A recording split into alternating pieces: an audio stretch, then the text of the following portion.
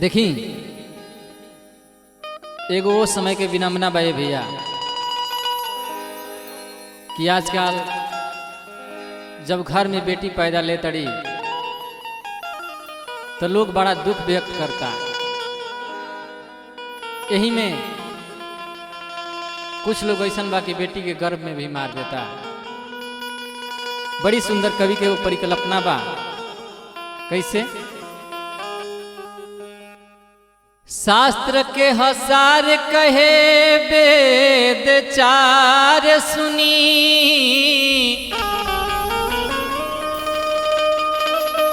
कुल परिवार के सिंगार हई बेटी।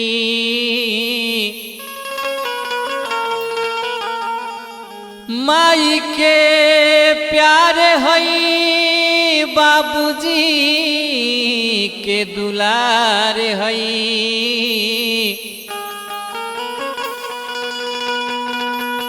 सृष्टि के असली सूत्रधार हई बेटी।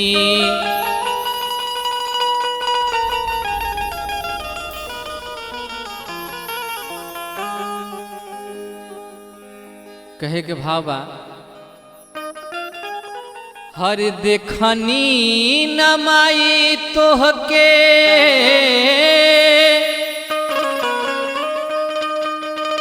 अरे देखनी न बाबूजी के। हर पेटवा में बानी मजबूर रे कि हमारा के मारू जनी पेटवा में माई। कैली हम कवनी कसूर रे।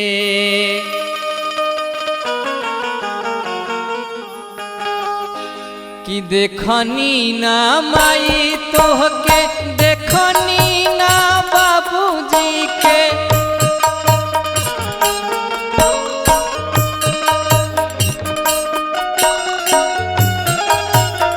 देखनी ना माई तोहके देखनी ना बाबूजी के। पेटवा में बनी मजबूर रे हमारा के मारू जानी पेटवा में माई। कैली हम कवनी कसूर रे हमारा के मारू जानी पेटवा में माई। कैली हम कवनी कसूर रे।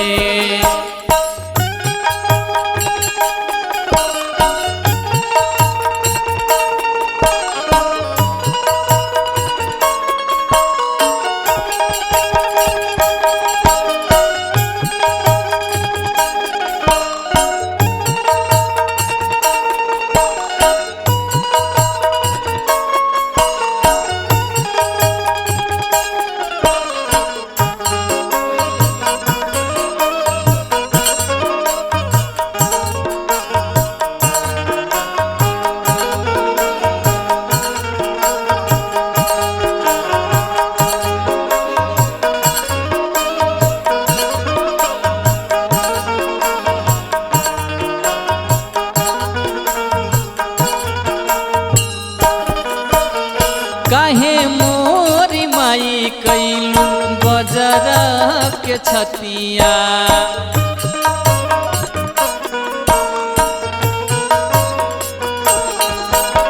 जन्मे से पहिले तू देलू मौतिया।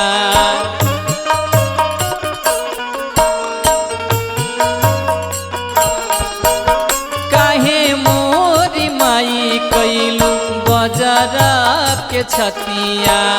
जन्मे से पहिले तू देलू मौतिया। भैया के दूध दिहे अरे हमारा के पनिया रे हरे मांगब नहीं सेउआ अंगूर रे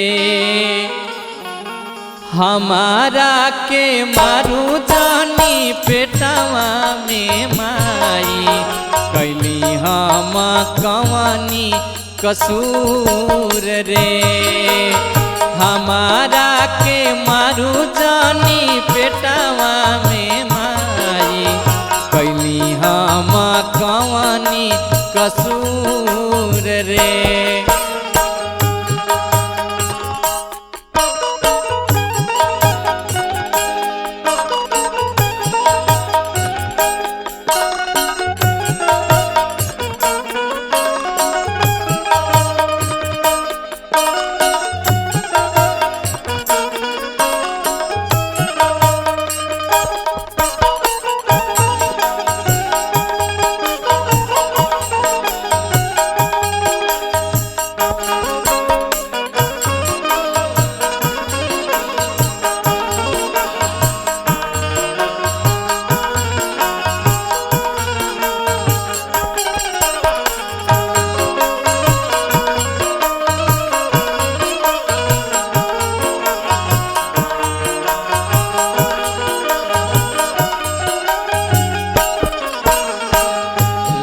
कवि के भाव बा बनी के कसाई माई छिनु ना जिनगिया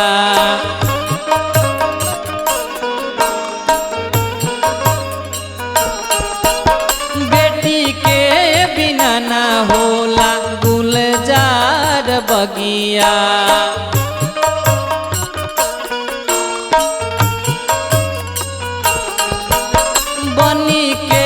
कसाई माई छिनु ना जिनगिया बेटी के बिना ना होला गुलजार बगिया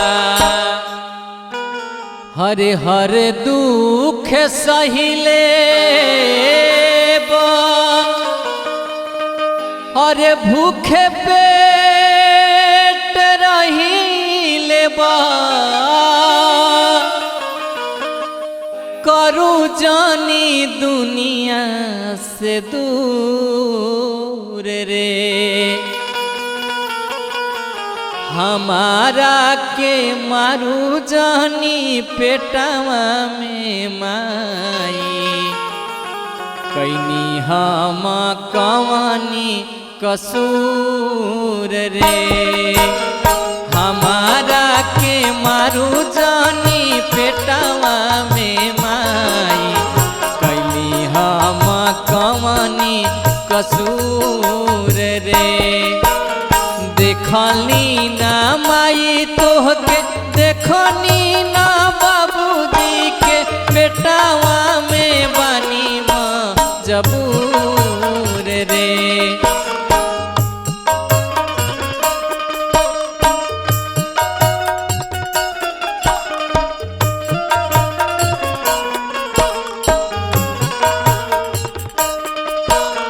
हमारा के मारू जानी पेटवा में माई कैली हम कवानी कसूर रे हमारा के मारू जानी पेटवा में माई कैली हम कवानी कसूर रे हमारा के मारू जानी पेटवा में माई कैली हम कवानी कसूर रे हमारा के मारू जानी पेटवा में माई कैली हम कवानी कसूर रे।